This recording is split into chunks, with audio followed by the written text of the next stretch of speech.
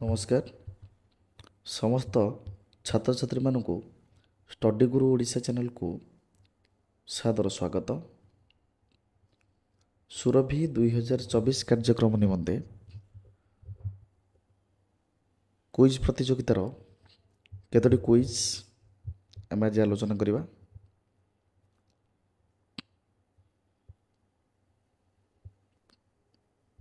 Question number 1,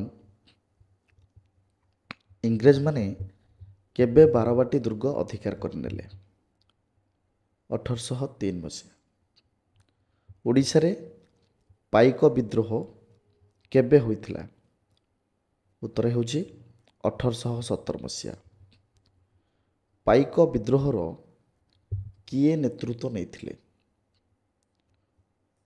ଖୋର୍ଦ୍ଧାର ବକ୍ସି ଜଗବନ୍ଧୁ ବିଦ୍ୟାଧର ମହାପାତ୍ର।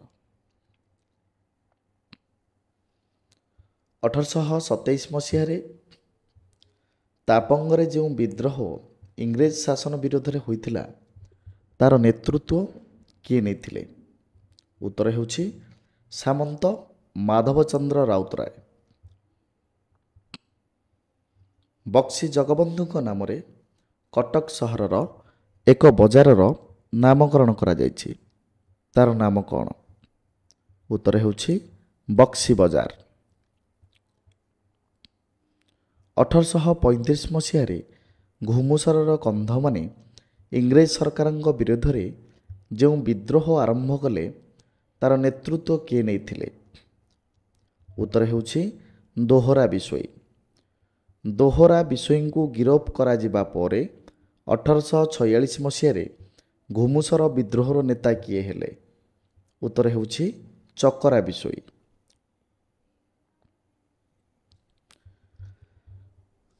ସିପାହୀ ବିଦ୍ରୋହ ସମୟରେ ପୁରୀର ସିଂହାରୀ ପଣ୍ଡାଙ୍କ ନାମ କ'ଣ ଥିଲା ଯାହାଙ୍କୁ ଇଂରେଜ ସରକାର ଗିରଫ କରିନେଲେ? ଉତ୍ତର ହେଉଛି ଚାଖି ଖୁଣ୍ଟିଆ। କେଉଁ ଦେଶପ୍ରେମୀ ବାଳକ 1938 ମସିହାରେ ସିପାହୀମାନଙ୍କୁ ଇଂରେଜ ଡଙ୍ଗାରେ ନଦୀ ପାର କରିଦେବା ପାଇଁ ରାଜି ନ ହୋଇ ଗୁଳି ମାଡ଼ରେ ଶହୀଦ ହୋଇଗଲା? ବାଜି ରାଉତ। ରଣପୁରର ଐତିହାସିକ ବେଜେଲ ଗେଟ୍ ହତ୍ୟା ମାମଲାରେ କେଉଁ ଦୁଇ ଜଣ ସଂଗ୍ରାମୀ ଫାଶୀ ପାଇଲେ?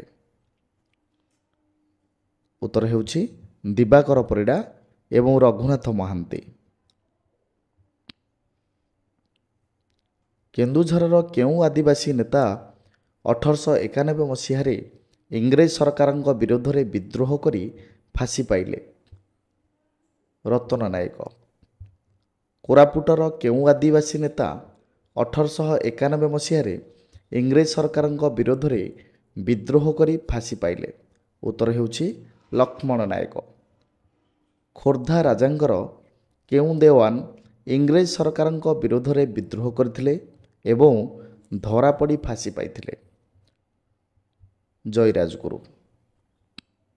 ସମ୍ବଲପୁରରେ କେଉଁ ବୀର 1857 ମସିହାରେ ଇଂରେଜ ଶାସନ ବିରୋଧରେ ସ୍ୱର ଉତ୍ତୋଳନ କରିଥିଲେ? ବୀର ସୁରେନ୍ଦ୍ର ସାଏ। ମହାତ୍ମା ଗାନ୍ଧୀ ପ୍ରଥମେ କେତେ ମସିହାରେ ଓଡ଼ିଶାକୁ ଆସିଥିଲେ? 1921। 1942 ମସିହା ସେପ୍ଟେମ୍ବର 28 ତାରିଖ ଦିନ ଓଡ଼ିଶାର କେଉଁ ସ୍ଥାନରେ ଇଂରେଜ ସିପାହୀଙ୍କ ଗୁଳିରେ ସଂଖ୍ୟାଧିକ ଲୋକ ଟଳି ପଡ଼ିଲେ? ଇରମ। ପ୍ରଜାମଣ୍ଡଳ ଆନ୍ଦୋଳନ କେବେ ମୁଣ୍ଡ ଟେକିଲା? 1936 ମସିହା। ଓଡ଼ିଶାରେ ଲବଣ ସତ୍ୟାଗ୍ରହ କେଉଁଠି ଆରମ୍ଭ ହୋଇଥିଲା? ଇଞ୍ଚୁଡ଼ିଠାରେ। ଇଂରେଜ ସରକାରଙ୍କ ବିରୋଧରେ ଷଡ଼ଯନ୍ତ୍ର ଅଭିଯୋଗରେ 1942 ମସିହାରେ କିଏ ଗିରଫ ହୋଇଥିଲେ? ଉତ୍ତର ହେଉଛି ସୁରେନ୍ଦ୍ରନାଥ ଦ୍ୱିବେଦୀ। 1916 ମସିହାରେ କେଉଁ ବିଦ୍ରୋହୀ ନେତା ବାଲେଶ୍ୱରଠାରେ ପୋଲିସ ସହିତ ସଂଘର୍ଷ କରି ପ୍ରାଣବଳି ଦେଇଥିଲେ?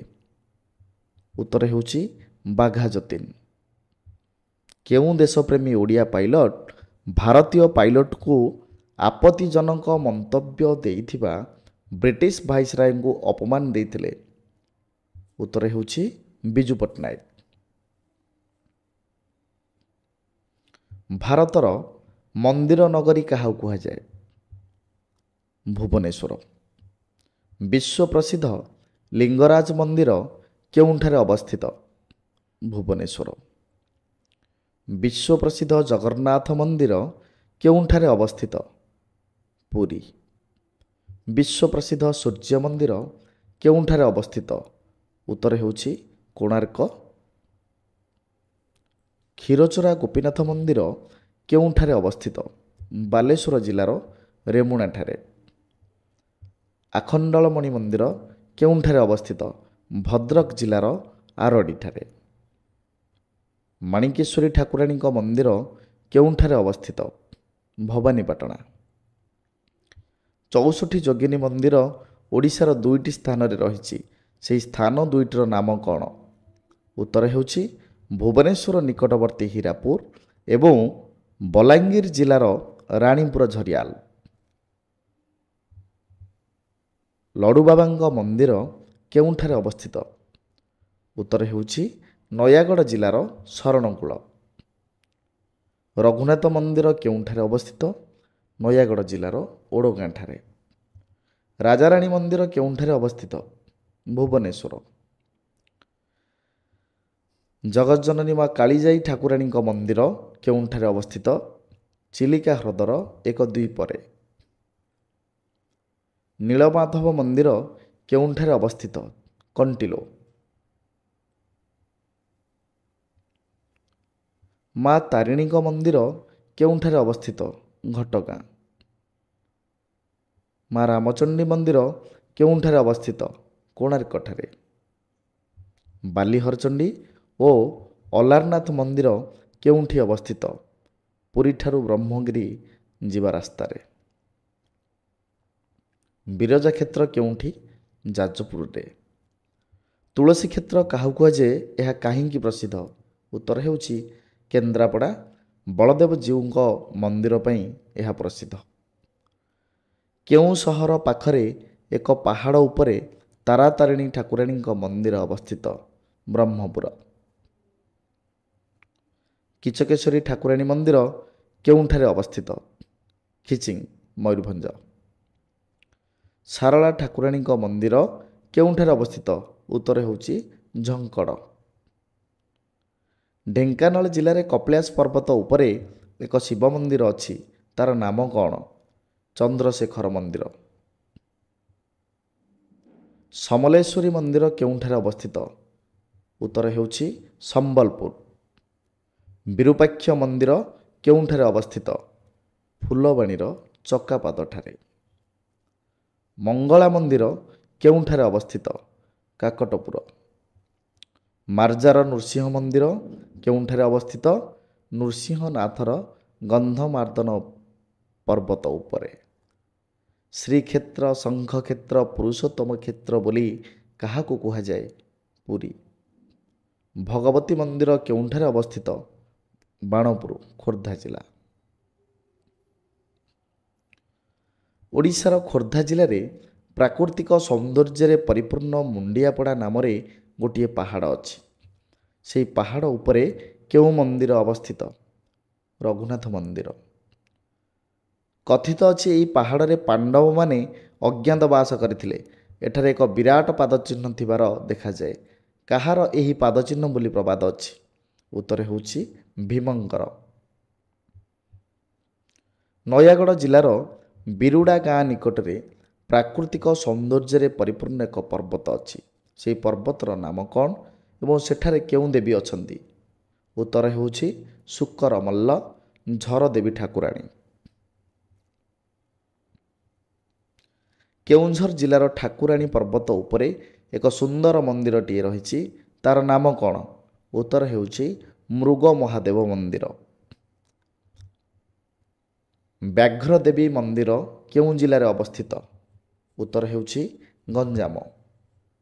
ସିଦ୍ଧ ହନୁମାନ ମନ୍ଦିର କେଉଁଠାରେ ଅବସ୍ଥିତ? ବୌଦ୍ଧ ନିକଟରେ ପ୍ରବାହିତ ମହାନଦୀ ଗର୍ଭରେ। ଓଡ଼ିଶାର ମନ୍ଦିର ଓ ମୂର୍ତ୍ତିଗୁଡ଼ିକ ନିର୍ମାଣ କରିବା ପାଇଁ ବିଶେଷତଃ କେଉଁ ପଥର ବ୍ୟବହାର କରାଯାଉଥିଲା? କଳାମୁଗୁନି ପଥର। କଳାମୁଗୁନି ପଥରକୁ କେଉଁ ଜାତୀୟ ପଥର କୁହାଯାଏ? ଉତ୍ତର ହେଉଛି କ୍ଲୋରାଇଟ୍ ଜାତୀୟ। ଏହି ଜାତୀୟ ପଥର ସେତେବେଳେ କେଉଁଠୁ ଆସୁଥିଲା? ଉତ୍ତର ହେଉଛି ନୀଳଗିରି ବାଲେଶ୍ୱର। ଧନ୍ୟବାଦ।